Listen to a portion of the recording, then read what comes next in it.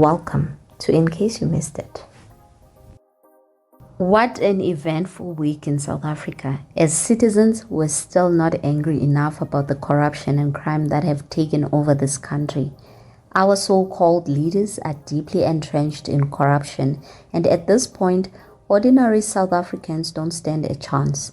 Today's video is packed with bombshells, from Hangwani's Sandhurst house raid to Sibiya's home being searched, to Khumalo's sudden illness, and even President Ramaphosa. Remember a while ago he denied knowing who Hangwani was? Well, stay tuned, because I'll show you an interesting clip that links President Ramaphosa directly to his nephew. And it might just change how you see things. And before we start, I would like to pay homage to all the whistleblowers, both those known and unknown to the public, because without them we wouldn't be here today. And to the honest police officers who continue to do what's right despite the pressure and danger, we see you and we salute you. I also want to make a special mention to Babita Diokaran. She literally laid down her life exposing the looting at Tembisa Hospital. Had someone taken action back when she raised the alarm, we wouldn't be sitting at a 2 billion rand stolen today. Her courage continues to inspire every South African who refuses to stay silent in the face of corruption. Now let's get started. On Thursday, the 9th of October, in the early hours of the morning, police went knocking at Sibiya's home in Centurion. They seized several documents and electronic devices. Sibiya confirmed that amongst them were 4 cell phones. You'll remember General Khumalo once said that police are now able to retrieve deleted messages and even disappearing WhatsApp chats. However, the question remains, did they get the right gadgets? Sibiya mentioned that he had been expecting the raid after noticing unmarked vehicles surveilling his home for weeks. Given his experience within the policing environment, he would be fully aware of the capabilities of SAP's intelligence. It's therefore reasonable to assume that he might have already disposed of or wiped any incriminating information long before the raid, if he had any. For now, all eyes are on whether the forensic analysis of his devices will yield any evidence linking him to the ongoing investigations. When questioned about his alleged connections to Katiso and Matala, Sibiya's response was telling.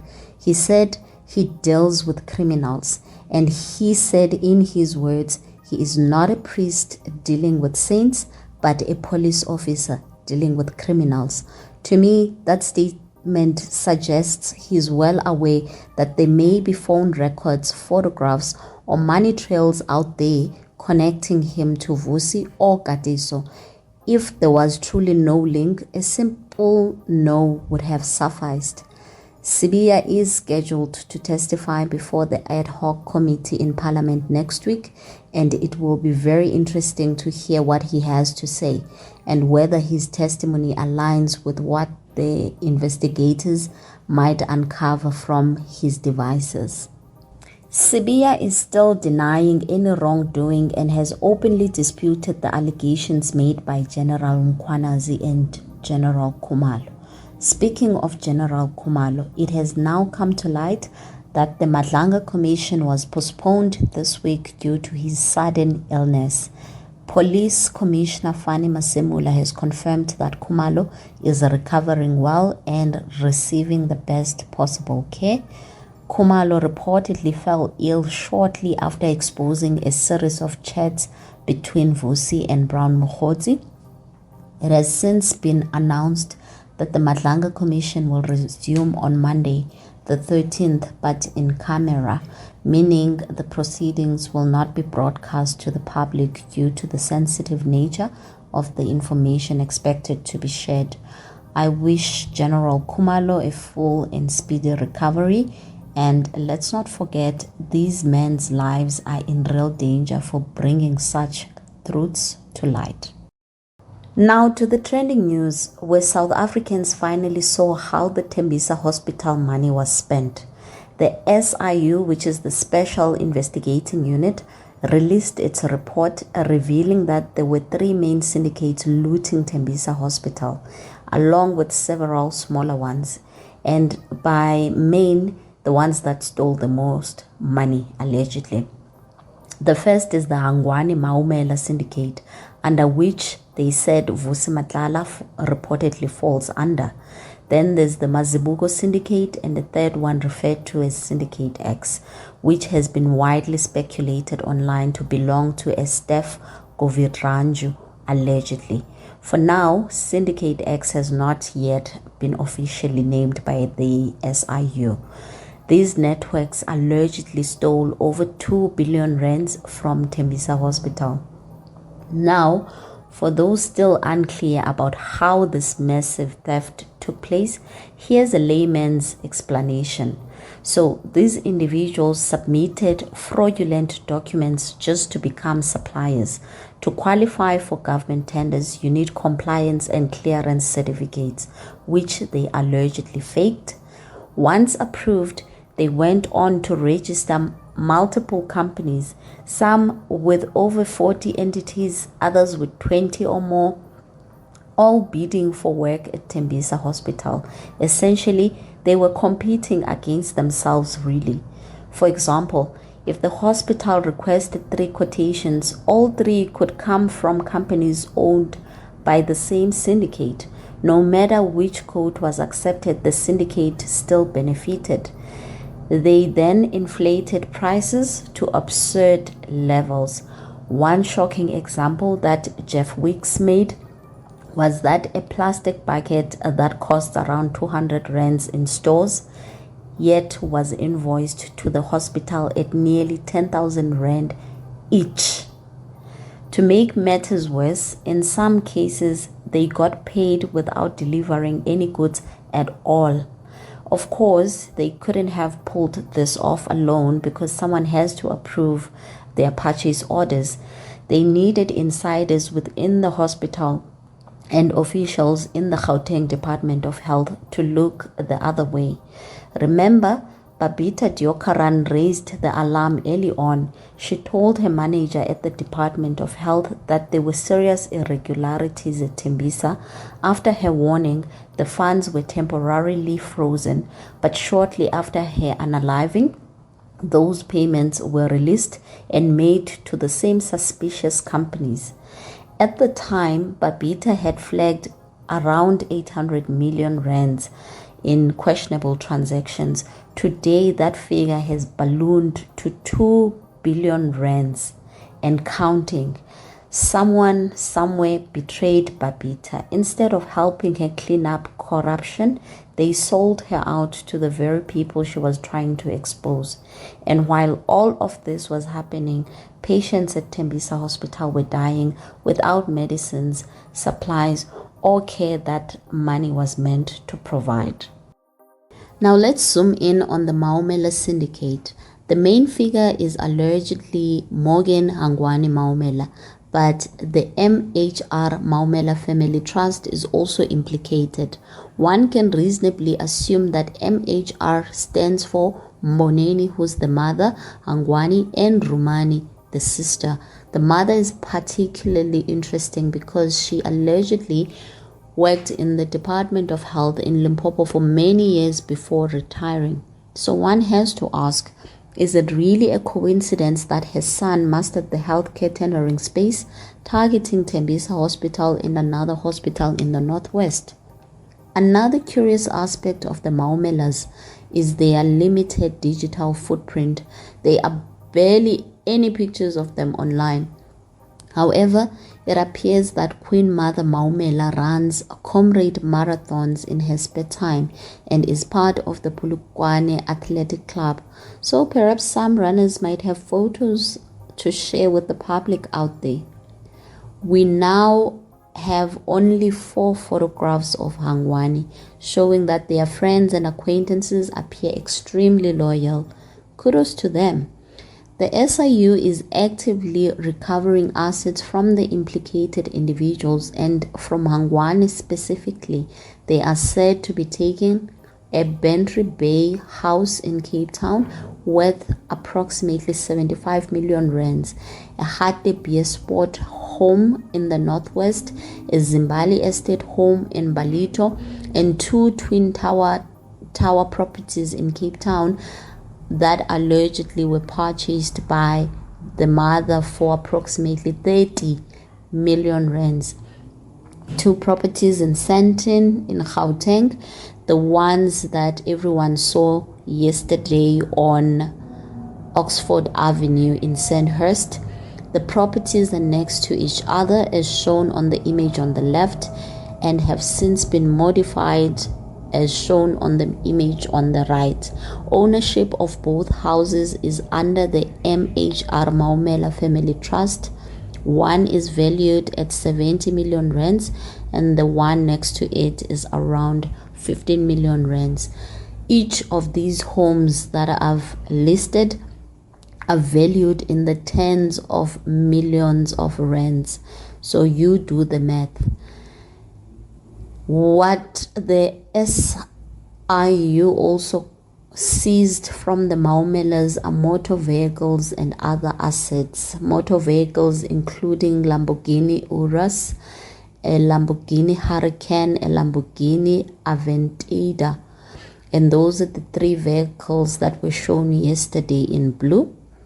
They also confiscated another Lamborghini Urus, a Bentley Continental, an Isuzu D-Max, a multi-purpose trailer, and a Regency 250LE boat that I discussed on one of my previous videos.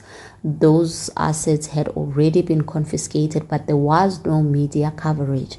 And also what I found interesting is that other news publications refused to name the owner of the house that was raided yesterday, which it is public record that it belongs to the Maumelas.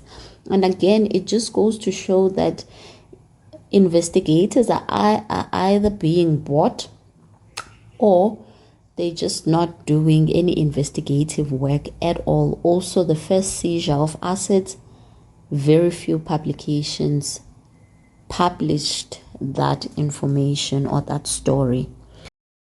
These are just the big ticket items. Authorities are also seizing furniture, artwork. Not even the children's toys are safe from the SIU. Well, I guess they have to do what they gotta do because the children's ward in Tembisa Hospital doesn't even have coloring books. The Maumela assets are currently estimated at around 520 million rands, but the SIU believes more assets and hidden funds exist. Hangwani is accused of stealing around 800 million rands from Tembisa Hospital alone. And it doesn't end there.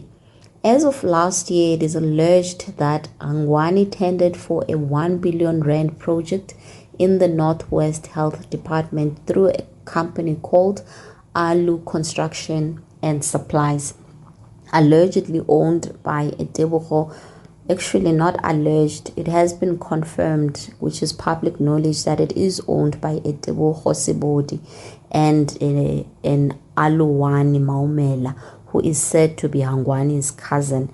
And the email used for this tender matches that of Hangwani's email that's used in his other businesses, suggesting that he is still actively involved in these schemes, even after allegedly making hundreds of millions, enough to buy multiple luxury cars of the same color and houses in multiple provinces. It seems Hangwani is far from done. Circulating online are reports that Hangwani and his wife are in court and that he is allegedly getting a divorce where the wife wants half of his assets. At this rate, she better get her half before it's all gone. It's also alleged that Hangwani has applied to the court for permission from his wife to take his son to Disneyland in Paris. Clearly, this man is unaffected by all the noise. He's living his rich life. And let's not forget, he is the nephew of the president after all. If Hangwani is guilty of all the accusations leveled against him, why hasn't he been arrested? Could it be that all this noise is just for show and these assets might secretly be returned back to him? Speaking of him being Ramaphosa's nephew, remember when the president denied knowing him? Keep that in mind as you watch this video. Contracts worth 381 million rand from Gauteng hospitals. And you write that it's not being felt by the majority of our citizens because BE only benefits ANC-connected cronies. No, you keep saying my nephew. I don't even know this gentleman. And so let's not even get there. To recap, Hangwani is the son of Ramaphosa's ex-wife's brother. Sure, there is a small chance that the president truly didn't know him. But look at this video posted by Thibo Touch on the 29th of September 2023. I need to come to the president. He don't need to come to me. You come to me. You come to me. How are you, my brother? Yeah. I'll give you some love. I love you. I'll give you some love. I love you. How are you? No better cameraman in the world. Let me tell you. Yes. So, I mean, if you say it's beautiful. And isn't that cupcake in front of Hangwani's house that was raided yesterday? Fellow South Africans, what's going on here? Are we being taken for fools? Another trending story is the bail application of Katiso Molefe. Molefe was initially denied bail, and that denial was appealed at the Johannesburg High Court by his lawyers. He has now been granted a bail of 400,000 rands. It's still unclear whether he has paid this bail, but some commentators online were echoing General Khumalo's sentiments and were criticizing the courts and saying that police risk their lives apprehending criminals only for judges to grant them bail. This seems to reflect the ongoing tension between law enforcement and the judiciary in high-profile criminal cases, particularly when the public perceives bail as letting criminals walk. Well, this is a developing story. Share your thoughts below and subscribe so you don't miss any updates.